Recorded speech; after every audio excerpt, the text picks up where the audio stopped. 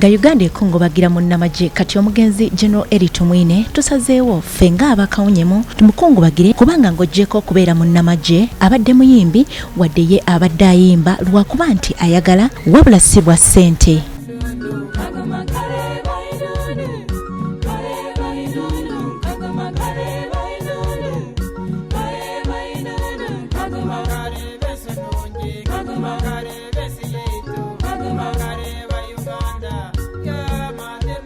Tusazeewo tubaleetera ebimu ku bimukwatako wamu n'engeri gy'abadde akolamu ennyimba ze. Elly Tumwine yazaalibwa ng'ennaku z'omwezi 12 omwezi ogwokuna mu mwaka gwa 1954 era n'abadde munnamagye wamu n'okukola emirimu emirala naye nga ffe abaakawunyemu tusazeewo kukwata ku ludda lw'ensiike y'ebyokuyimba kwe.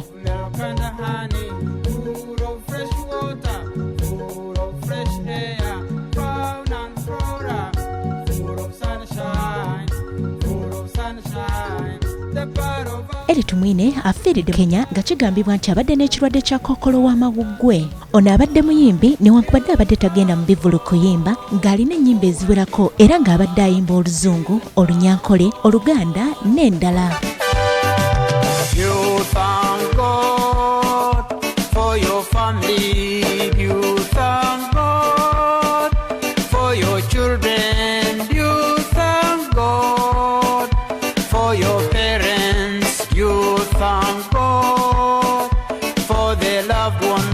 Ennyimba zino kuliko Ainunu, Songa Mbere, Mwagambira nti aboogera boogere, Do You Thank God, Live Your Dream n'endala nnyingi.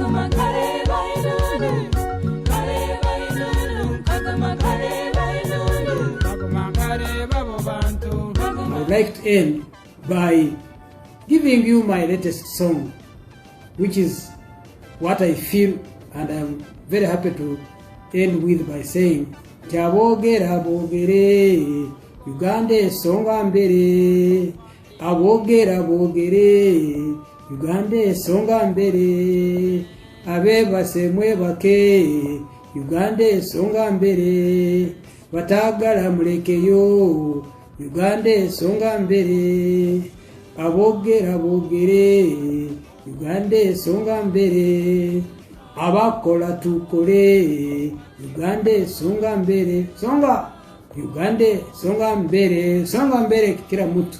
Ng'ennaku z'omwezi 6 omwezi ogwokubiri mu mwaka gwa 2021 abantu baavaayo ne bamubika. Kino tekyamusanyusa wadde n'akatono era yavaayo ne yeebaza Katonda olw'obulamu bwe. Wabula olwaleero Katonda amaze n'amujjulula. Ebirala ebisingawo ku General Elly Tumwine mu